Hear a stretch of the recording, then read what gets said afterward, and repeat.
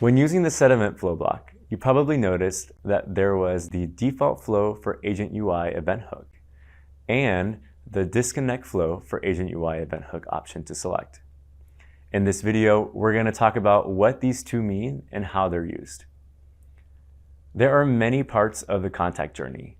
As your customers make it through your contact center, they will first hit their inbound contact flow or contact flows. These flows are the experience you design for your customers.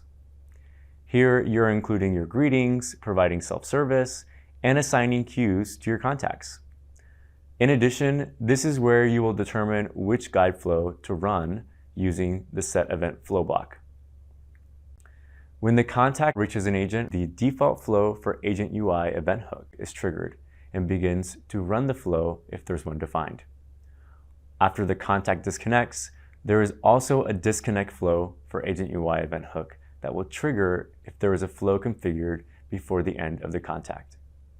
A simple use case of step-by-step guides is to have an agent enter a disposition code at the end of the contact. To give your agents the ability to set disposition codes at the end of a contact or a UI to complete other post-call work, create a flow with the appropriate views and blocks to store that data, and use it as your disconnect flow for Agent UI.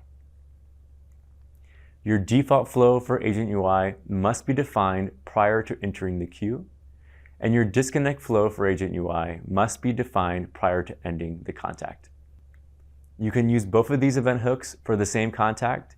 They will just trigger flows at different times, and depending on your use case, it may make more sense to use one over the other for certain flows such as entering post-call notes versus returning an order.